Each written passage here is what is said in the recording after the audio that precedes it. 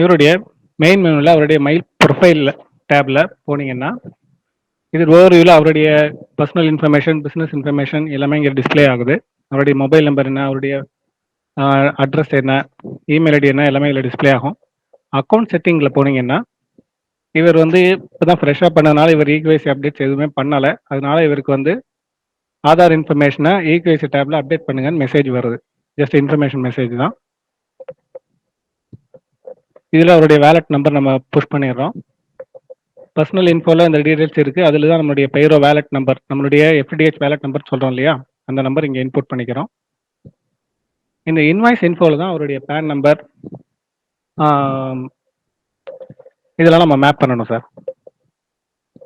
இந்த இகேஒய்சியில் அவருடைய ஆதார் நம்பரை கொடுத்து ஓடிபி ஜென்ரேட் பண்ண பிறகு நீங்கள் அப்டேட் பண்ணிங்கன்னா ஏஓக்கு வெரிஃபிகேஷன் போயிடும்.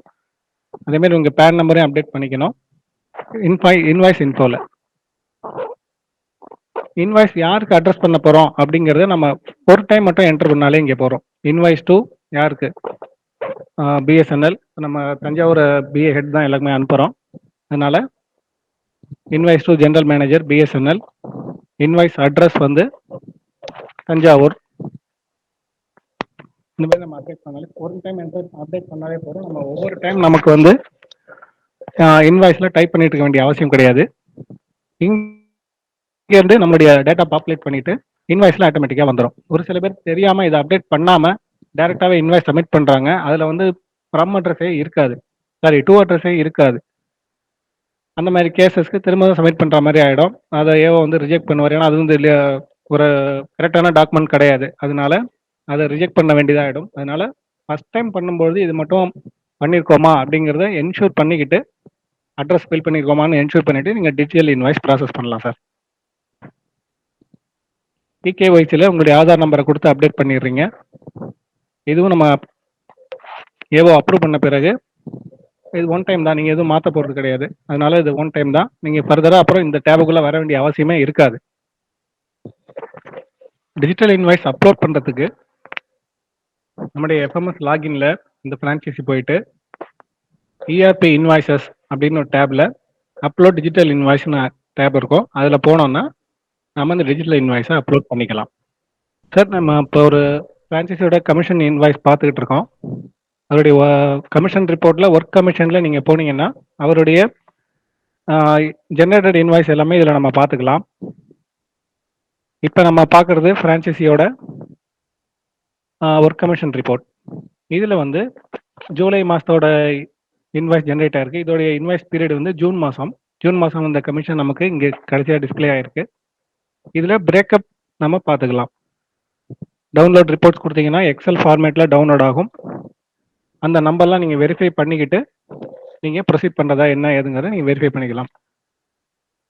இந்த சேவ் அண்ட் பிரிண்ட் இன்வாய்ஸ் இருக்கு இல்லையா, இது டேரெக்டாக பிரிண்ட் இன்வாய்ஸாக உங்கள் ஃபார்மில் டவுன்லோட் ஆகி நீங்கள் சைன் பண்ணி நீங்கள் முன்னாடி கொடுத்துட்டு இருந்தீங்க. இப்போ சப்மிட் பண்ணுறதுக்கு பதிலாக கமிஷன் ரிப்போர்ட் கீழே இஆர்பி இன்வாய்சஸ் இருக்கு இல்லையா, இதில் அப்லோட் டிஜிட்டல் இன்வாய்ஸ்னு ஒரு டேப் இருக்குது. இதுதான் இப்போ ரீசெண்டாக இன்ட்ரடியூஸ் பண்ணி இப்போ இதெல்லாம் பண்ணிக்கிட்டு இருக்கோம்.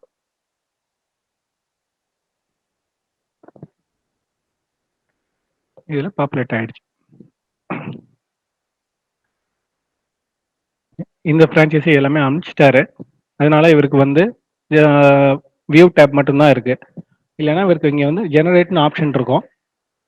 ஜூன் மாதத்தோட மந்தில் வந்து இங்கே ஜென்ரேட்னு ஆப்ஷன் இருக்கும். அவர் ஜென்ரேட் பண்ணி அப்லோட் பண்ணிட்டாருன்னா ஆட்டோமேட்டிக்காக அந்த கன்சர்ன் பிபிசிக்கு நமக்கு என்ன ஆகிடும், அந்த இன்வாய்ஸ் வந்து அப்ரூவலுக்கு போயிடும்.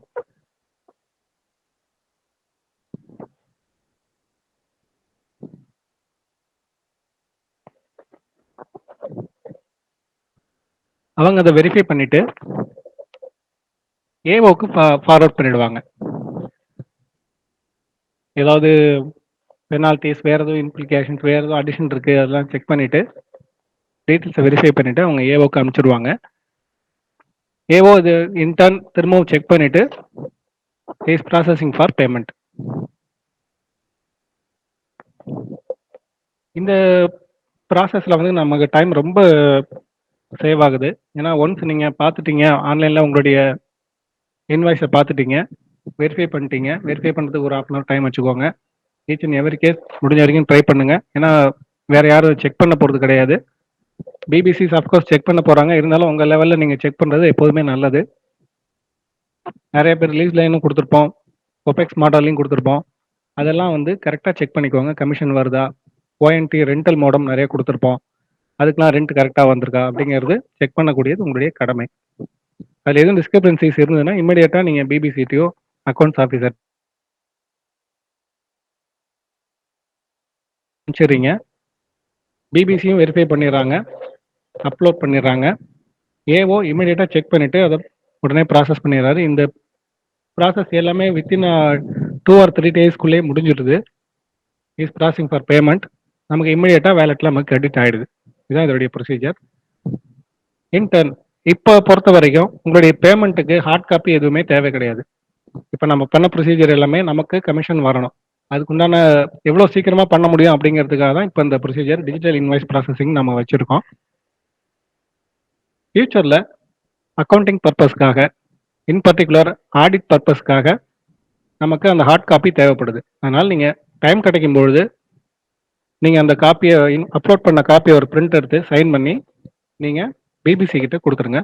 It is for our auditing purpose. எப்போ வேணாலும் அதை ஆடிட் பண்ணலாம், எப்போ வேணாலும் ஒரு கிளாரிஃபிகேஷன் தேவைப்படலாம். அதுக்காக தேவைப்படுற காப்பி தான் இது. It is not mandatory for making your payment. அதை மனசில் வச்சுக்கோங்க. அதனால் காப்பி கொடுத்தா தான் பேமெண்ட் ஆகுமா அப்படிங்கிறதெல்லாம் கிடையாது. கண்டிப்பாக அது பேரலாக பேமெண்ட் ஆகிடும். ஒன்ஸ் நீங்கள் டிஜிட்டல் இன்வாய்ஸ் அப்லோட் பண்ணிட்டீங்க அப்படின்னாலே வித்தின் 2 or 3 days கண்டிப்பாக பேமெண்ட் ஆகிடும். ஆகலை என்றால் நீங்கள் கண்டிப்பாக அந்த அக்கௌண்ட்ஸ் ஆஃபீஸரையும் கேட்கலாம். பிபிசி யார் உங்களுக்கு கான்டாக்டில் இருக்கீங்களோ தாராளமாக கேளுங்க. We will get back to you. ஏன்னா இது ரொம்ப simple procedure. Just first time நீங்கள் போய் உங்களுடைய ஆதார் நம்பரும் பேன் நம்பரும் கொடுத்து ரிஜிஸ்டர் பண்ணிக்க போகிறீங்க. ஒன் டைம் ஓடிபி வரப்போகுது. நீங்கள் சப்மிட் பண்ணிட்டீங்க அப்படின்னா அக்கௌண்ட்ஸ் ஆஃபீஸர் உங்களுடைய ஹார்ட் காப்பீஸ்லாம் ஆல்ரெடி நீங்கள் சப்மிட் பண்ணியிருக்கீங்க இல்லையா, அதை வெரிஃபை பண்ணிவிட்டு அவர் அப்ரூவ் பண்ணிவிடுவார். ஒன்ஸ் அப்ரூவ்டு அப்படின்னா நீங்கள் என்ன பண்ணணும், டூ அட்ரஸ் யாருக்கு அட்ரஸ் பண்ண போகிறோம் அப்படிங்கிறத நீங்கள் உங்களுடைய பர்சனல் இன்ஃபோவில், அக்கௌண்ட் இன்ஃபோவில் நீங்கள் போய் அப்டேட் பண்ணிக்க போகிறீங்க. இது எல்லாமே ஒன் டைம் பண்ண பிறகு மாதம் மாதம் வர இன்வாய்ஸை நீங்கள் செக் பண்ணிவிட்டு இஆர்பி இன்வாய்ஸில் போய் அப்லோட் டிஜிட்டல் இன்வாய்ஸ் கொடுக்க போகிறீங்க. ரொம்ப சிம்பிள் ஒர்க்கு தான் அது. Matter of 5 minutes. நீங்கள் ஒரு இன்வாய்ஸை நீங்கள் வெரிஃபை பண்ணுறதுக்கு எவ்வளோ டைம் வேணாலும் எடுத்துக்கலாம். அப்லோட் பண்ணுறது ஒரு 5 நிமிஷம் கூட ஆகாது.